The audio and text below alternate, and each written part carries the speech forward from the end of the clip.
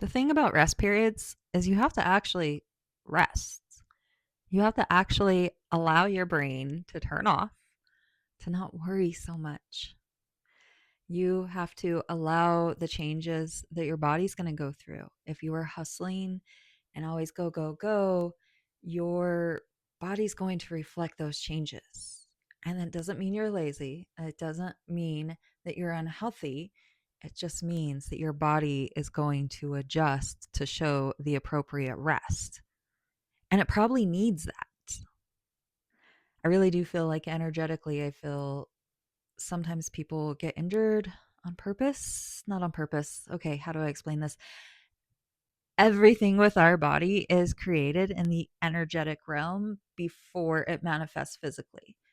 So, anytime that you get a cold, you get the flu, you break a bone, you have chronic pain, all of that is created energetically before it comes to our body.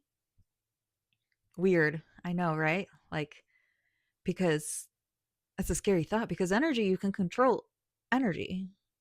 Well, we're here to learn to control energy. How do you control energy? You control energy with your intention. My favorite meditation is where you're just running your intention from the top of your head through your body. You're going slow. You're evaluating each little thing. You're evaluating the eyebrows, the cheekbones, the collarbones, the shoulders. And I go down through one side first and then back up. So from the top of my head down to the tip of my toes and back up, and then down the other side and back up. And just doing that really allows you to get a sense of what energy feels like. A lot of it's just a big miss. Things that are invisible are hard to understand, to believe in. And so when you're doing this meditation practice, it helps you understand. It helps you believe in it. Even if you're just starting with 3 minutes at a time, 3 minutes, that's it. Just try 3 minutes of running energy from the top of your head, really focusing on each body part, and then back up. And then notice if you feel like you get stuck somewhere. And by that, I mean, how do you get stuck? You're sitting still. You're visualizing energy from the top of your head going down. Like, what does getting stuck mean? Getting stuck means like when I come, for me, it's I have certain past injuries and or current injuries, and you'll get to it, and your mind just wants to focus on the pain that's there. That's what I mean by getting stuck. Like you'll go through, and then all of a sudden you're like, oh, well, this spot kind of hurts, and then subconsciously, defaultly, you start focusing on that, and then your brain trails off somewhere, and then you're no longer meditating and running the energy through, and then you catch yourself and you bring yourself right back to doing it again. If you're able to maintain awareness through noticing those thicker spots, talk to it. Ask that spot, what is it trying to tell you? What does it need? What is it trying to reveal? And if nothing comes up, then just intentionally breathe into it. Imagine that spot is a balloon and you're putting your breath directly into that, like you're inhaling and bringing everything in directly to that spot. I keep pointing over here because like this shoulder has been some actually feels great right now, but it is a past injury. So rest. You have to allow yourself to rest. One of the first things that changed my life spiritually was the book Power of Now. And that was because it taught me how to allow my brain to rest. I was definitely in a cycle of worrying, going, always worrying about everything. I was a young mom.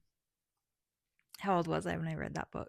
20, 26, maybe 27. I guess I wasn't that young. My youngest was probably 4 years old. But up to that point, yeah, I had two kids that I was always worried about. And among those two kids, I had two baby daddies that I didn't get along with well. And it was not good times. I was always worried about something. I was always panicking about something. And through the book Power of Now, it allowed me to really zoom in on this moment. I don't need to worry about that bill that needs to be paid down the road. I don't need to worry. My mind just went to a dark place on like abusive situations that, like, yeah, so the power of now just brought me into the now, brought me how to slow, taught me how to slow my brain down and appreciate the rest. And through the last decade or two, like, it has been nonstop, go, go, go. And through allowing rest, you have to allow yourself. Do you know, are you a problem solver? If you're always trying to solve problems, it's going to feel like torture to turn your brain off, to be like, I don't need to solve any problems right now. I just want to sit here and be with me in my own energy. And if you're a problem solver, your brain and ego is going to have such a hard time with that, because your ego is going to say you need to be being productive. You need to be solving these problems. You need to be creating and doing and moving forward, whether there's problems or not. Like, if things are going well, you don't need problems. That's just my limited beliefs and subconscious programming there, because that's what I've been used to. And I am working on that, obviously, because I just caught that. So you have to allow yourself to rest. Allow the brain to really let go. Allow the body to let go. And in my mind, I was just reminded of an old saying of people always like, oh, well, they really let themselves go as people get older. And that's not what I mean. It's intentional rest. And sometimes you don't need a lot. For most of my time, anytime I've needed rest, just a little bit will do. However, recently it's been long periods of rest, and I'm finishing up the cycle of my longest period of rest ever, and my body shows. And am I judging my body and thinking I let myself go? Absolutely. That's why I'm making this video, because I have been feeling so much guilt and shame.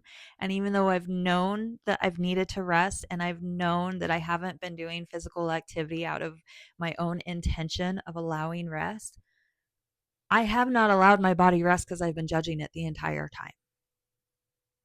It wasn't until this morning when it hit me that I was like, yes, my body's going to look different because I've been resting. And that's okay. That is expected. That's like almost the reward, when you're working out, and it's like it's a reward to look different. And then so if you're resting, I can honor the way it looks different by saying, yes, this is my reward for resting. Like, it's the proof that I've rested. And I know it's not going to be like this forever. I know just because my body is a certain way right now, because I've been rested for so long, I know that the moment I start going again, and the moment I have the energy to, and that's not an excuse, not like, oh, I don't have the energy to go to the gym. Not an excuse. The things that I do with my life, I do very intentionally and intuitively, because I am listening to my body. I have been in hyperdrive and survival mode for decades. Okay, I am shedding so many energies of all my family, all the ancestors, all the people that I've slept with, all the friends of energy that I take on. Like, I walk into a room and I can feel everyone's energy. And many people can, because all humans are psychic. It's a matter of how in tuned you are. But then also, when it comes to human design, based on where you are with that, you're going to have a different skill level. And just who you are as a soul and what your purpose is here, you're going to have a different skill level of sensing things. And you can grow that skill just like any skill, especially with intention. So with this, I want to emphasize how important it is to, what is important?